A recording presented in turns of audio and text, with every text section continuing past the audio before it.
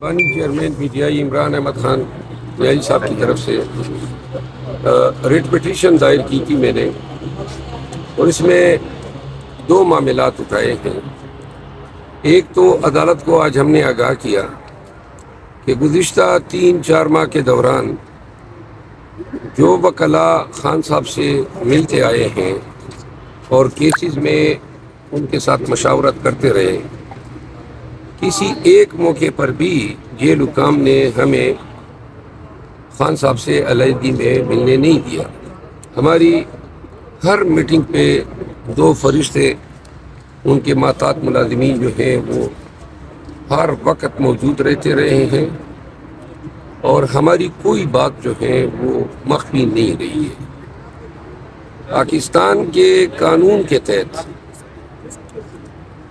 آئین کے آرٹیکل 10 کے تحت، legal practitioner and bar council act 1973 کے تحت اور قانون شہادت آرڈر کے تحت وکیل جب اپنے موکل سے ملتا ہے تو یہ اس کا حق ہوتا ہے موکل کے۔ عدالت نے اس پہ حیرت کا اظہار کیا۔ عدالت کو ہم نے یہ بھی آگاہ کیا کہ نہ کہ صرف ہمیں کبھی بھی خان سے علیحدگی میں ملنے نہیں دیا گیا، بلکہ ان 3 ماہ میں کوئی کاغذ تک لے جانے کی اجازت نہیں تھی۔ اب 185 کیسز اس وقت خان کے خلاف درج تھے، اور بہت سارے کاغذات ان کے سامنے رکھنے ہوتے ہیں، ان کو آگاہ کرنا ہوتا ہے۔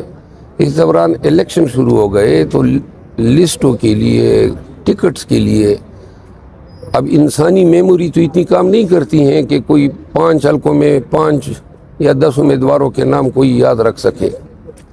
تو جب ہم کاغذات لے جانے لگے تو انہوں نے ہمارے کاغذات کی اسکیننگ شروع کر دی، باقاعدہ جیل میں واڈی اعلیٰ میں اس کے اندر مشین لگا دی، اور تمام ہمارے دستاویزات، ہمارے کینڈیڈیٹس کے نام اسکین کر کے خود معلومات لیتے رہے کہ ہماری سیاسی کیا اسٹریٹجی رہی ہے، کس کو کس حلقے میں ٹکٹ مل رہا ہے، اور متعدد دفعہ انہوں نے ہمیں ہمارے کاغذات واپس بھی نہیں کیے۔ عدالت کو یہ بھی آگاہ کیا کہ جیل سپرڈنٹ اپنی مرضی سے ملاقات دیتا ہے، جبکہ انٹرا کورٹ اپیل میں ہائی کورٹ نے باقاعدہ جیل سپرڈنٹ سے شیڈول لے کے 10 وکلاء، 4 اہل خانہ اور 2 ڈاکٹرز کو جو ہے جانے کی اجازت دی تھی۔ اس پہ عدالت نے رپورٹ طلب کی ہے۔ اس آج کی ریٹ پٹیشن کا دوسرا حصہ جو تھا وہ پاکستان تحریک انصاف اور مولانا محمد خان شیرانی صاحب سمیت چند انڈیویجول 7 افراد خان صاحب ان سے ملنا چاہتے ہیں، تو اس حوالے سے جو ہے عدالت نے تفصیل پوچھی، تو میں نے کہا یہ 1 ٹائم میٹنگ ہے، تو اس پہ عدالت نے سوموار کے دن کے لیے سپرنٹنڈنٹ جیل کو طلب کیا ہے۔ سپرنٹنڈنٹ جیل ہائی کورٹ کے احکامات کے باوجود ملاقات نہیں دے رہا ہے۔ اس حوالے سے میں نے آج ایک توین عدالت کی درخواست خان صاحب کی جانب سے سپرنٹنڈنٹ جیل اسد وڑائچ کے خلاف دائر کی ہے۔ اس میں بھی امید ہے کہ سنوائی منڈے کے دن ہوگی۔ تو یہ آج کی صورتحال ہے۔ اس کے علاوہ ایک اور پٹیشن آج ہم نے دائر کی ہے، اور ایک پٹیشن ابھی میں سپریم کورٹ میں دائر کرنے جا رہا ہوں 184(3) کے تحت، جو میں نے اپنے طرف سے کی ہے، اور پاکستان میں جتنی بڑی یہ نتائج میں دھاندلی ہوئی ہے، اور اس میں نے الیکشن کمیشن کے چیف الیکشن کمشنر اور ممبران الیکشن کمشنر کی تقرری کو بھی چیلنج کیا ہے۔ پاکستان کا قانون ہے کہ جو شخص ایک پنشن لیتا ہو وہ دوسرا فائدہ نہیں اٹھا سکتا ہے، اور ایک قانون یہ بھی ہے سول سرونٹ کا کہ جو ریٹائر ہو جائے وہ 2 سال تک کوئی دوسری ملازمت نہیں کر سکتے ہیں۔ پھر جو 2 وکلاء ڈائریکٹ الیکشن کمیشن میں مقرر ہوئے ہیں، ان کے حوالے سے بھی قانون کے تقاضے پورے نہیں ہوئے ہیں۔ اور اس کے علاوہ میں نے 184(3) میں یہ بھی استدعا کی ہے کہ سارا معاملہ جو ہے وہ فارم 45 کا ہے، اور فارم 45 الیکشن کمیشن کے پاس موجود ہے، تو اب نہیں فارم 45 دیکھ کے وہ الیکشن کی عذرداریاں جو ہیں وہ ڈیسائیڈ کر سکتے ہیں۔ لیکن کل سے انہوں نے وہ کام شروع کر دیا ہے کہ جی ٹریبیونل بن گئے ہیں، اور اب اسٹینڈرڈ آرڈر ہوگا، تمام پٹیشن جو ہے وہ ٹریبیونل بھیجے جائیں گے. تو یہ گزارشات ہیں. اچھا مروت صاحب بتائیے گا کہ رات گئے عمران ریاض صاحب کو دوبارہ گرفتار کر لیا گیا ہے، کیا کہیں گے اس کو؟ عمران ریاض حق اور سچ کی آواز ہیں، اور عمران ریاض جیسے لوگوں کی بار بار گرفتاری بنیادی انسانی حقوق پہ انتہائی ظالمانہ جابرانہ حملے ہیں. عمران ریاض نے کافی تکلیفیں اٹھائی ہیں جمہوریت کے لیے، انسانی حقوق کے لیے، ان بنیادی شہریوں کے بنیادی حقوق کے لیے، اور نہ وہ کوئی سرکاری ملازم رہا ہے.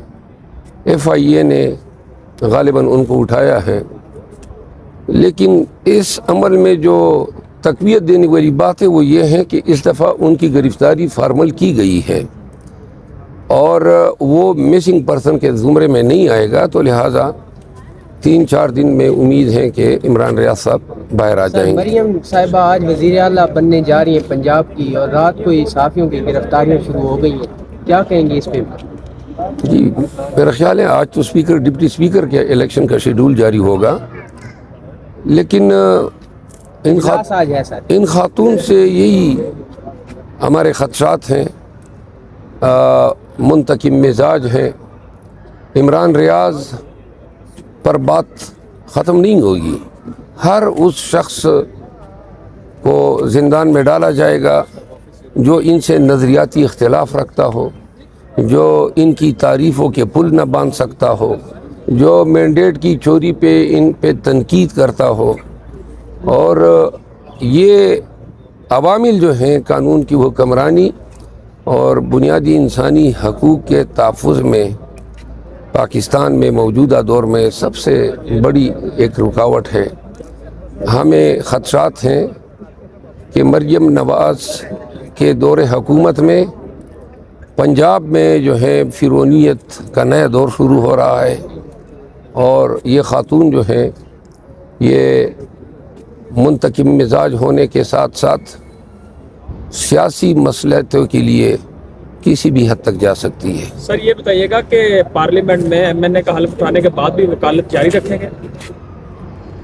جی میرا تو بنیادی پیشہ اور میری تو محبت ہی وکالت ہے، تو لہٰذا میری تو کوشش ہوگی کہ میں اپنا پیشہ جاری رکھ سکوں. میں پاکستان تحریک انصاف کی اتنے کیسز ہوتے ہیں ہمارے لیڈرز کے، ہمارے خان صاحب کے، کہ اب ہم اپنی پرائیویٹ جو ہماری پریکٹس ہیں اس پہ توجہ نہیں دے پا رہے ہیں، کیونکہ پارٹی کو ہمارے وقت کی ضرورت ہے.